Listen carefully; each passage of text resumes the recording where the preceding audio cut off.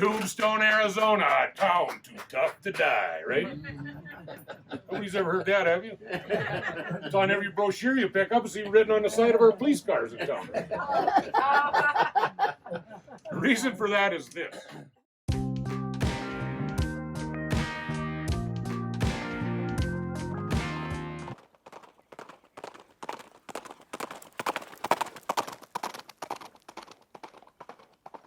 A lot of people come to this town with the idea the only thing that really ever happened in Tombstone of any importance at all was that famous 30-second gunfight at the OK Corral, right? Yeah. Trust me, a lot more happened here than that. Tombstone did become one of the roughest, toughest boom towns in American history. Now I say boom town because Tombstone, the whole area around here, was about mining for silver. So now we do give a fellow by the name of Ed Shefflin credit for being the original founder of Tombstone. So let's say Ed was like a lot of folks from 1850, started the boom time of Tombstone 1877. We're gonna go find their fortunes in precious metals. So they become a prospector. Exactly what Ed did now in his early 20s, starting with his father in Oregon, finding some gold there. In fact, that's where they called home at that time. Well, they had never prospected before, so they didn't find any claims, of course. So they started panning for gold. And history said they're actually doing pretty good at that. But there was a problem. Ed hated panning for gold because he was standing in the cold water every day. Oh. So he had enough of that. He took off, went to California, prospected there for over a year, no luck. From there into Nevada for another full year, no luck. Ed kept this up for 10 years, working small jobs in between times so he could keep prospecting, ending up in Utah.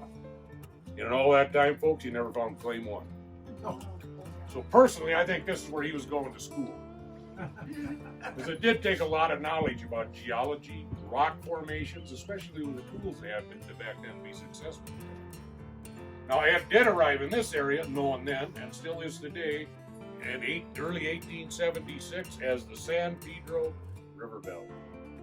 The difference between now and then was the San Pedro River at that time was the major water source of this high desert country at that time. Now I say high desert because Tombstone is over 4,500 feet. When I say it was a major water source, I always like to clarify this with everybody so you don't think I'm giving you bad information here. Because I know a lot of you folks come down Highway 80 getting here, right? And you go over the San Pedro River, right? Yes. You haven't looked down? Yes. Yeah, some ATV tracks. You talk. That's why I always like to make, that was a good flowing river during the boom time of Tombstone. What happened is this. The headwaters of that actually starts in Mexico flowing north. Never before and never after in 1887 they had an earthquake there, 7.2. And after that time, the water went underground. So that did change this country quite a bit.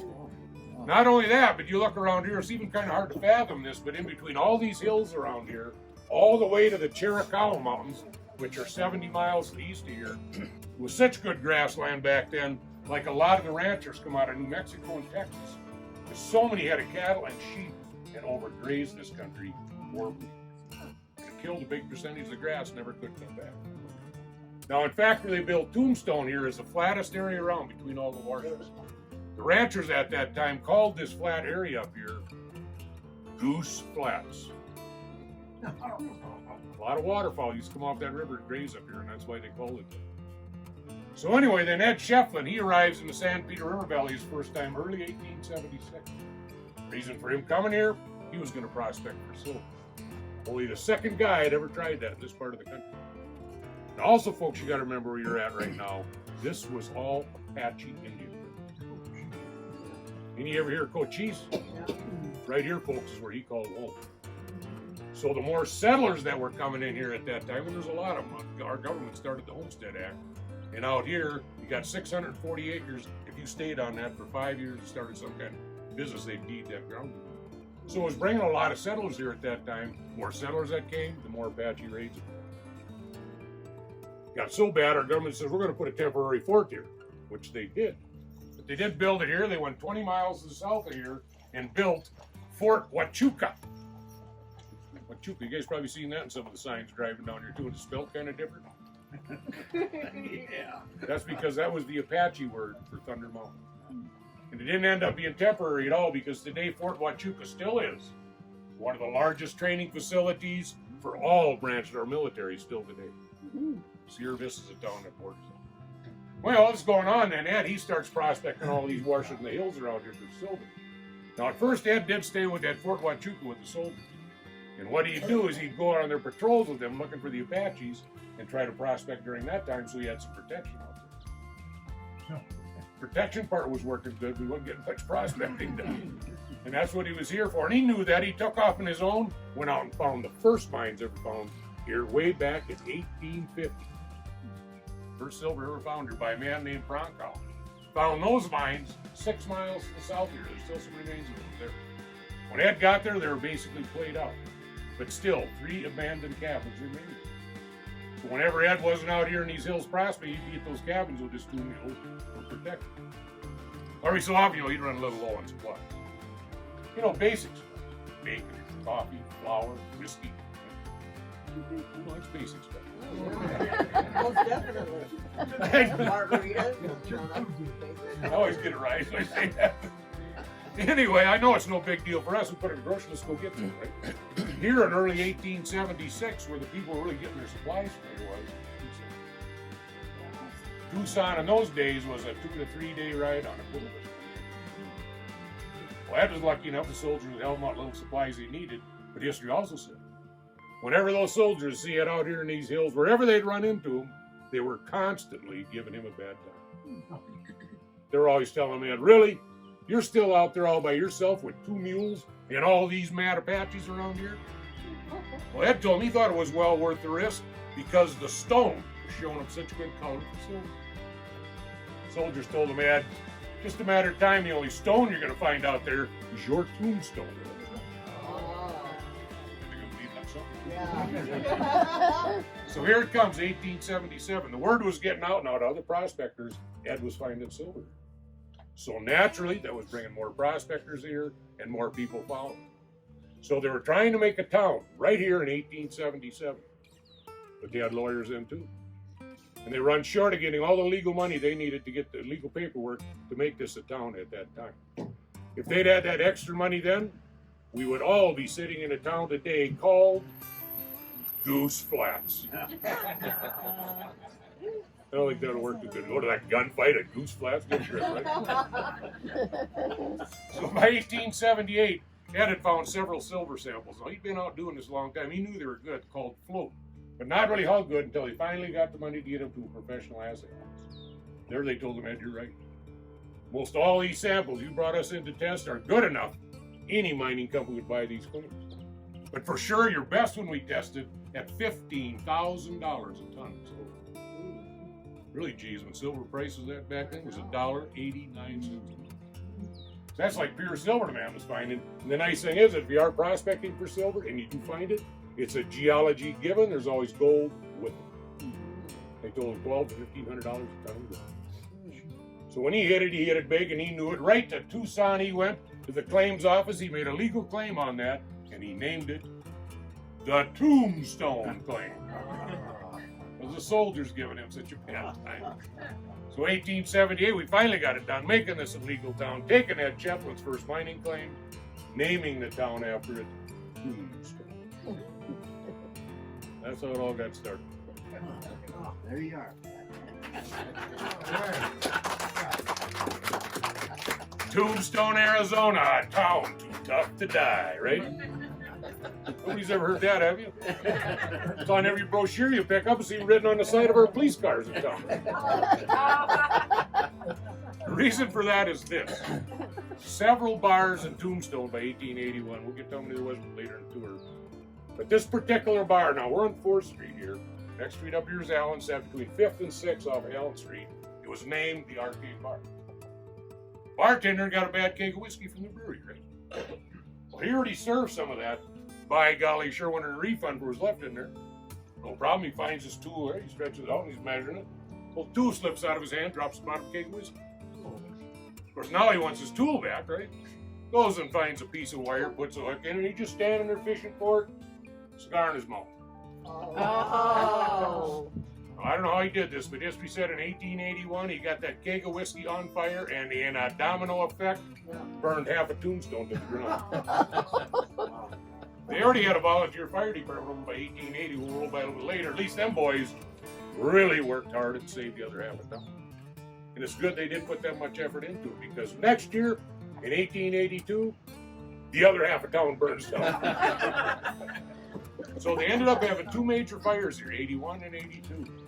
Each time they rebuilt. That's how we got to be known as a town of tough. You never thunk that, would you?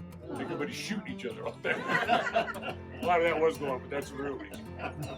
So the boom time at Tombstone is 1877 until 1885 when the mines flooded up.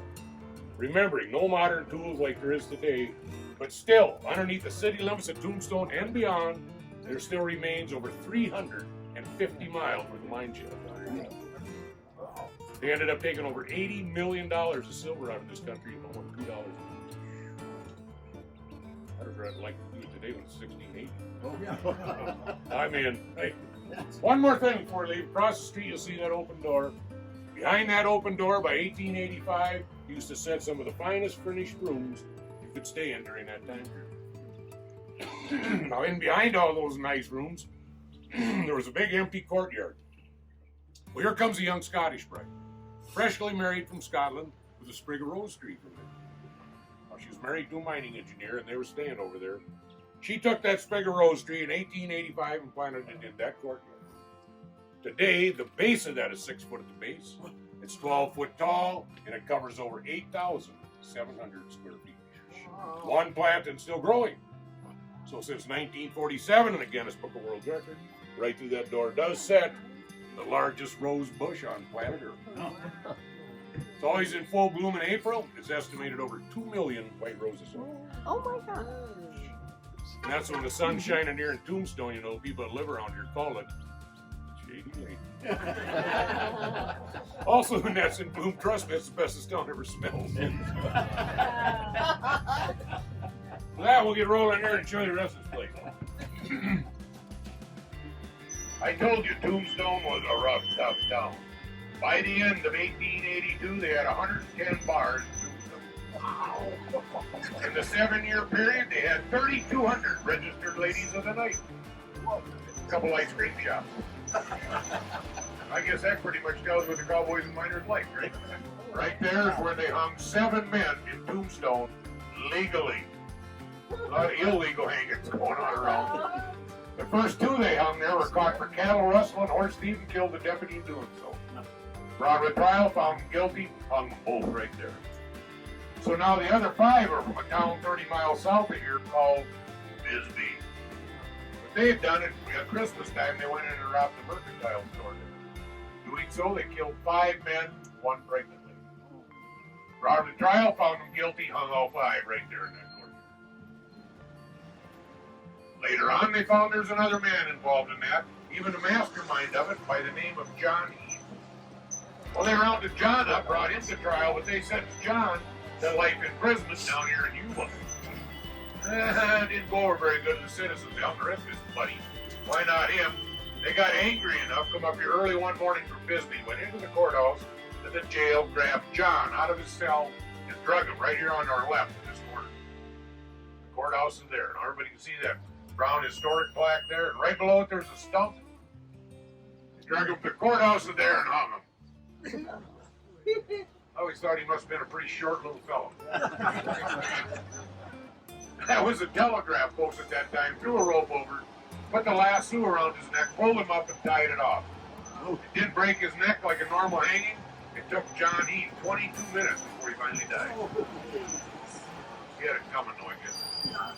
So folks, on our left were 3 blocks, on our right were 2 blocks. This 5-block area was called Uptown. 450 Chinese lived in this 5-block area. Now, any railroad town or mining town during the 1800s, Chinese were a big part of the labor force. This 5-block area then was run by the lady they called China Mary. To hire any Chinese labor, that's who you went and talked to. Tell her what kind of jobs you had to do. She would select for you the Chinese to fill those positions. You would pay her for their labor. Then she'd turn around and charge the Chinese back, finding them employment. 1/3 of their salary for the next 2 years. China Mary run this 5-block area right here from her home. This is where she lived. She lived like on the first level here, and then down below, like a basement or a cellar, is where she had the Chinese massage parlor and an opium den. On the back of her house, you can still see some little original rooms back there in front of this vehicle. That's where she had Chinese ladies of the night. Needless to say, she learned how to make money and became a very wealthy lady. On the right side of the trolley, famous worldwide. Not talking about the flea market. Building in back of them is the west side of the OK Corral. So during the day, that's where they had their blacksmith shop. That's where you go get the shoes put on your horse, get your animals fed. Whatever the animals needs, that's what the OK Corral is all about. Underneath this awning where they do the reenactment of the OK Corral gunfight, right there used to be the old stable barn. And in back of the OK Corral was an open lot of Fremont Street. Each side of that open lot had a building like this blue one on our right. It was called Fly Photography. Well, Mr. Fly did take pictures like this black and white one here hanging on the wall. And he did that as a hobby, working in the mines. Well, his wife decided she could use some extra money. She went ahead and took this building they had right here in the corner of 3rd and Fremont, made it into an apartment, ended up renting this out to Doc Holliday. This is where Doc Holliday and Big Nose Kate had their apartment over there. Sure, everybody thought they called her Big Nose Kate because she had a big nose. She's actually a pretty good looking gal. Instead of her nose, everybody else business. On the right side of the trolley, the Tombstone Epitaph newspaper, started by a fellow named John Plum, year 1880. John here, he got the Tombstone in time to have the second newspaper.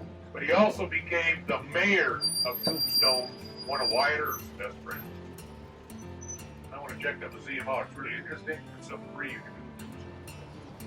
On the right, this big long building, originally was the Golden Eagle Brewery. This is where they brewed the beer for Tombstone in the area. It burned down during the 81 fires, rebuilt it as a Crystal Palace. A lot of things happened right here in front of the trolley, 5th and Allen. This was written up back then by New York Times as one of the bloodiest corners of any western mining town. 5th and Allen. We're going to call somebody out, you called them out to 5th and Allen. One thing that happened here, this was in retaliation for the gunfight at the OK Corral.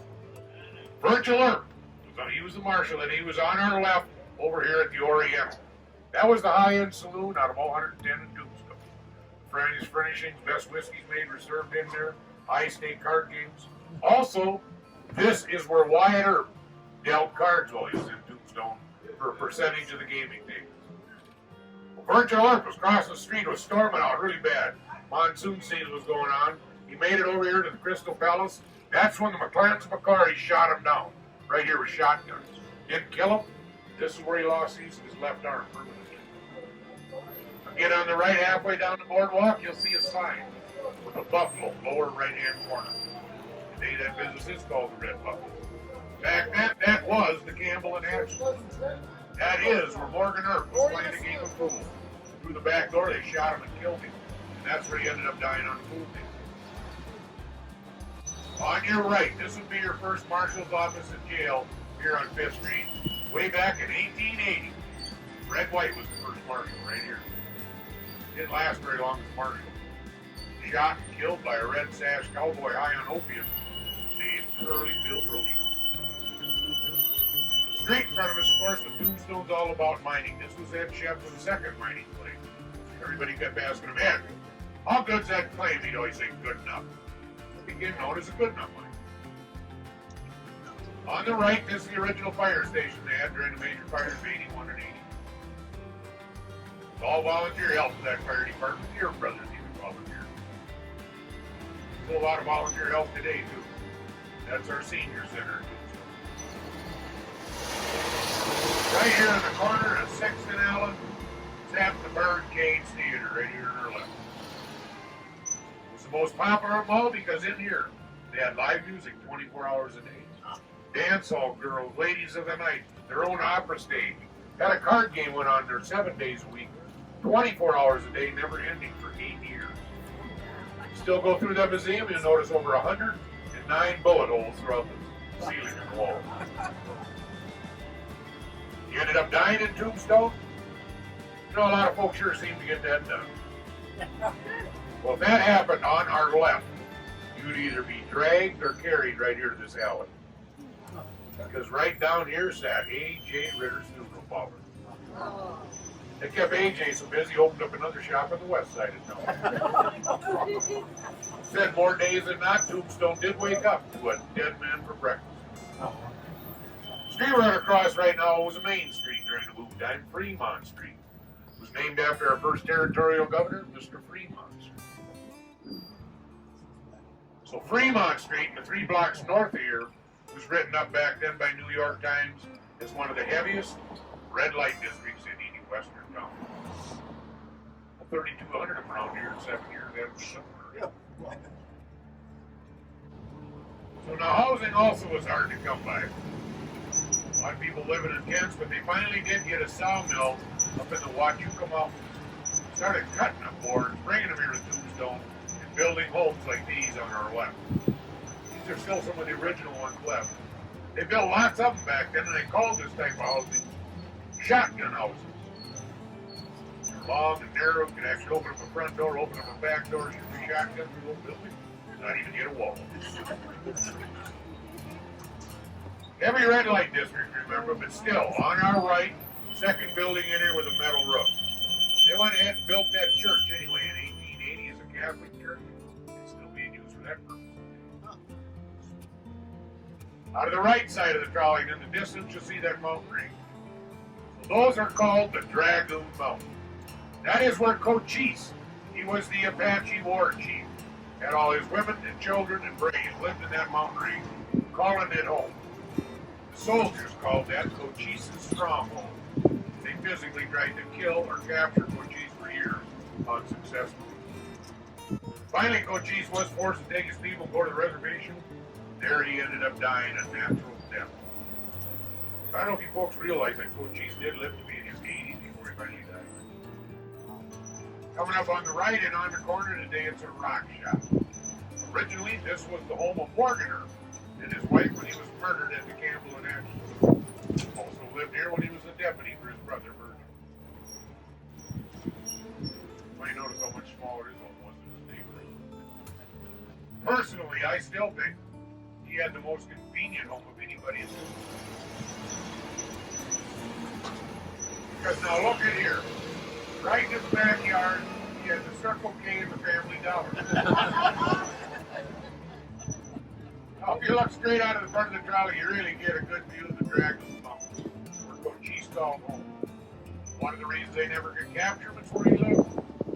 Look at the view he had from up there. You can see the soldiers coming miles before they even ever got close to him. This is Boot Hill Cemetery. They made Boot Hill originally. So many people dying violent deaths with their boots on.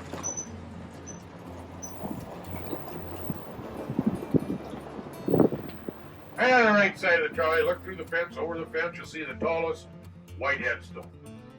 That belongs to Frank McClary. To the right of that would be his brother Tom McClary. To the right of that, Bill Clinton. So now folks, the Clintons and McClarys were all part of the Cowboys. They were the ones that wore the red sashes around their waists to prove they're in that organized crime group. It's one of the first organized crimes here and in the United States. They were cattle rustlers, horse thieves, smugglers, stagecoach robbers, even murder. They got by with most of it, but much law to stop that big of a group. But those 3 headstones also belong now to the ones the Earps and Doc Holliday killed at the Oak Acre out that way. As you can see, a lot of headstones here. One in particular reads like this. It reads, "Here lies Lester Moore. 4 slugs from a 44. No less, no more." Beside this old hearse that we rode to the door, "Why walk around half dead? We'll bury your Boot Hill 4950. It was the year 1882. They thought, well, maybe we'll figure out just how many people have come to Tombstone in the area. So they did a census. The way they did that census was through the voters. Back in those days, in order to vote, you had to be a white male, 21 years or older. That number came up to about 8,000. Now you figure between all the women, the children, the Chinese, all the other nationalities that lived there, illegal for them to vote. By the end of 1882, Tombstone was 12,000 people. That did make this the largest city between St. Louis and San Francisco. Today our population is 1,360. Never changes either. Every baby that's born, cowboy just leaves out. Now coming up here on the right and on the corner, in a smaller home is where Virgil and his wife lived when he was a Marshal. Years ago, the original home burned down, but they built a replica of his home right in the same spot. He lived in a pretty small place, right here on the right, Virgil. On the left, Wyatt himself. So there you have it, Morgan, Virgil, Wyatt, Doc, all living off of Main Street, Fremont Street. And that's what the gunfight originally was called, the gunfight on Fremont Street. Not the OK Corral gunfight. The newspaper started calling it that because it helped sell paper. The original gunfight happened right here on Fremont Street, in back of that open lot at the OK Corral, right next door to Doc Holliday's apartment. So where the trolley is. Right now is where the McClantons and McClartys were. Coming down 4th Street, making a left turn, walking right at him. Shoulder to shoulder, heavily armed, for the Earps and Doc Holliday. Now that gunfight did take place October 26, 1881, 1 o'clock in the afternoon. 3 were shot, killed, 3 wounded, and over 30-some shots fired within about a 30-second period of time. We know it, of course, today, the OK Corral gunfight. Coming up here on the right and on the corner today, you'll see the business is called Old Time Can Photos. Back then, that was a Chinese restaurant. Here in Tombstone, a lot of folks call it the Can. So everything they serve come out of a can. This used to be the old mercantile store at one time in Tombstone, bank, and then it became a hospital here for a while. Became a lot of different things through the years. Another thing, the last thing on the right, you'll notice all these doors in a row. These were all lawyers' offices. There ended up being over 40-some lawyers in Tombstone during the boom time. They had earned themselves a reputation for being very dishonest. So the local folks called this part of town Rotten Row. I hope you all have a prosperous new year and a safe trip back to where you came from.